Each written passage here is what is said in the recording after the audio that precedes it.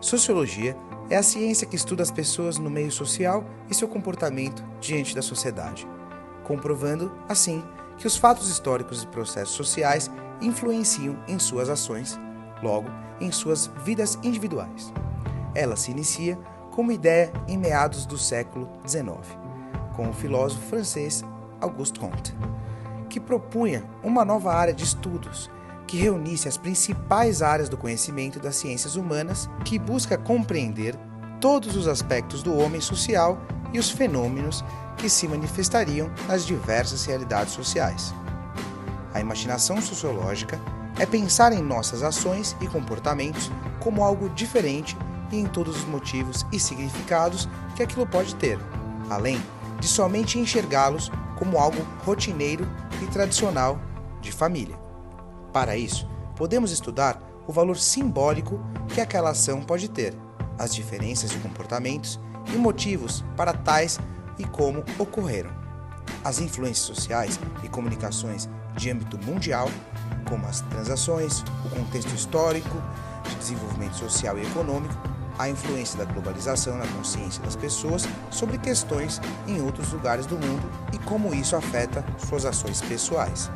Sendo assim, a imaginação sociológica mostra que alguns assuntos refletem questões sociais, apesar de parecerem individuais.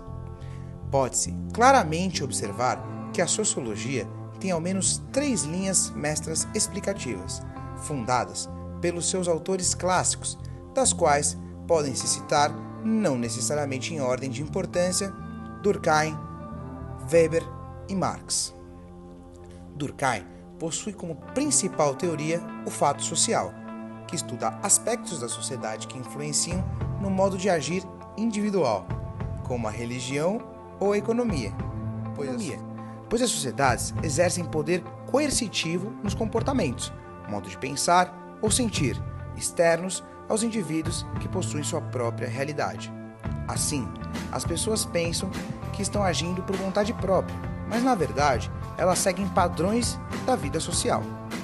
Há punição direta quando alguém comete um crime, a rejeição social para os comportamentos inadequados e o mal entendido, no caso de uso incorreto da língua. Por serem invisíveis e intangíveis, é preciso analisar suas propriedades indiretamente, como leis, textos religiosos e regras de conduta escrita. É preciso também possuir uma mente aberta aos sentidos, sem preconceitos e ideologias.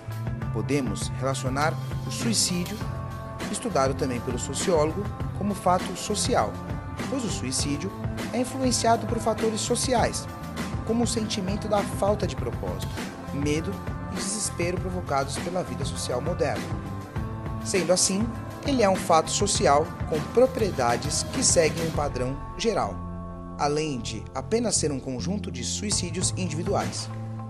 Há forças sociais que influenciam o indivíduo a cometer suicídio, e as pessoas que pertencem a grupos sociais logo seguiam as normas sociais, eram menos propícias a cometer suicídio.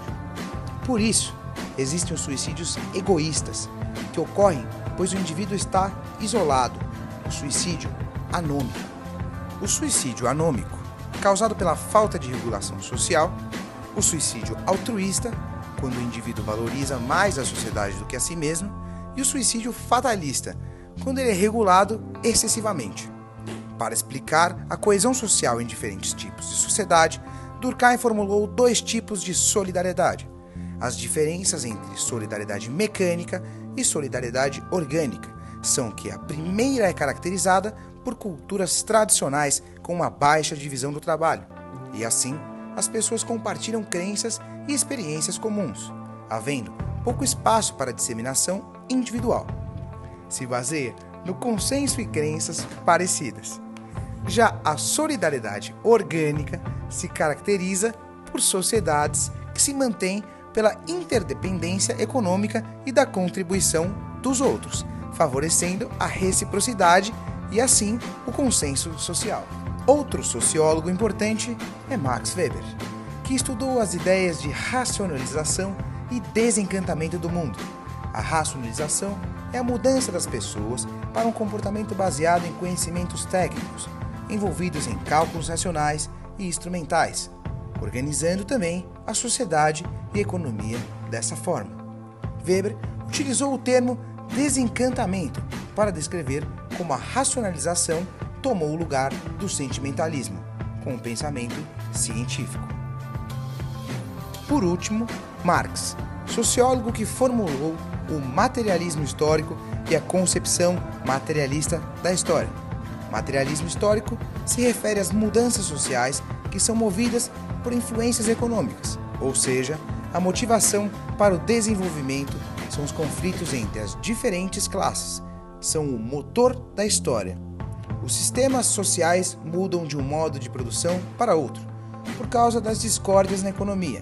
Marx acreditava que o capitalismo era um sistema classista, havendo conflito entre as classes, embora cada uma dependa uma da outra.